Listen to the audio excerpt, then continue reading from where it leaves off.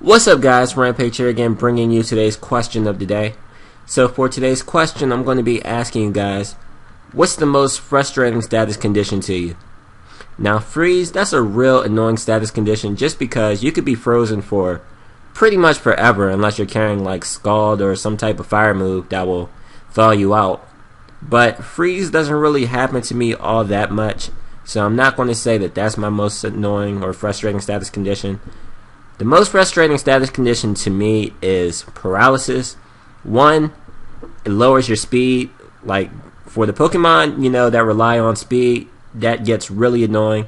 And two, just the parahacks is so annoying. When you need to hit that one move and you get fully paralyzed, it just irritates you so much. And that's why paralysis is, the most frustrating status condition to me. Leave your answers in the comments below, and let's get started with the battle. What's up, guys? Rampage here again, bringing you another Pokemon Wi-Fi battle.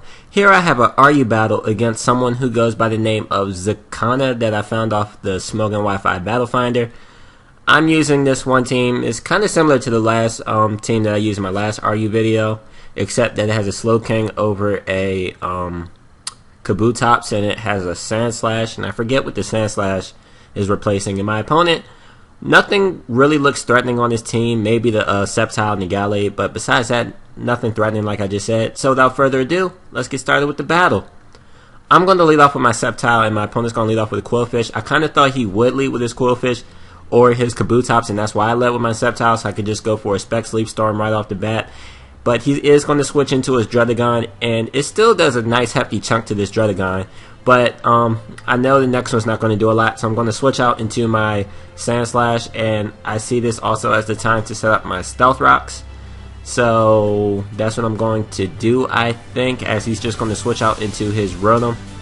And I'm going to switch out into my Clefable. I thought that he might go for the trick, and fortunately he doesn't go for the trick, but if he did go for the trick, this was the only Pokemon that I would want to be tricked. And now I'm gonna now he's actually gonna switch out into his Gallade, and I'm going to switch out into my Sceptile.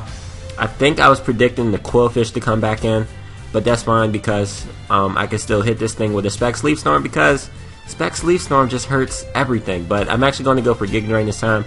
I kind of thought he would go out into his Druddigon, and I just wanted to see how much Giga Drain would do to this Druddigon, and it does a nice chunk, but that's with a crit though, so without a crit it probably wouldn't have done too much. But I'm just going to switch back out into my Sandslash, because I'm pretty sure that Sandslash kind of walls this thing. Well, maybe not walls, but it could take a few hits from this thing. So now he's going to switch back out into his Quillfish, and I think I go for the Stealth Rocks. Nope, I'm not Stealth. I already went for Stealth Rock. I meant to say Rapid Spin, but no. I actually go for the Toxic as he brings out his Quillfish. I really didn't think he'd bring out his Quillfish because I didn't think he'd want to take an Earthquake. So that's that. But I'm going to switch out in the Sceptile as he gets up one layer of Spikes. And I'm just going to go for Leaf Storm again, because if he wants to go out in Druddigon, that's going to die. And pretty much, he's just weak to Spec Sleep Storm. He has nothing on his team to take this. Look how much it did to his own Sceptile. Sceptile is just too powerful. I love Sceptile. Oh my gosh. But anyway, he's going to switch out as I bring out my Entei. He's going to go out into his Druddigon. I think a Flare Blitz would be enough to take this thing out, but I thought he would just leave in his Druddigon as Death Bother, but he's actually going to bring out his Quillfish again. And I'm actually going to go for Extreme Speed. I had this battle so long ago, I don't even know what's going on, but it's fine. It's fine. I'm going to go out into my Sceptile, because I'm pretty sure he's just going to keep going for Spikes, and I'm hoping that he doesn't go for the Thunder Wave if he carries it. So now I believe I'm just going to go for a Giga Drain, because I do want to get some HP back, because these Spikes are pretty annoying, and I do get a critical hit on this Gallade, which is kind of important, kind of key, because it's going to allow me to 2-hit KO this Gallade, whereas if I didn't get the crit, I wouldn't have been able to 2-hit KO. So now he's going to bring out his own Sceptile. I'm pretty sure that if he wants to go for HP Ice, I should be able to take one. And I'm just going to risk the Speed Tag, go for the Giga Drain, take out his Sceptile. But now I'm going to switch out. I don't think a Giga Drain could take out this Druddigon, so I'm just going to go out into my Sandslash, because I'm pretty sure Sandslash can, just take this thing out with the Earthquake. And that's that. But he's actually going to Dragon Tail me out into my Gallade, which is fine. I'm just going to go for the Zen Headbutt. I'm not going to go for the fighting move because I know he still has his Quillfish, and Quillfish, you know, can take fighting moves pretty easily.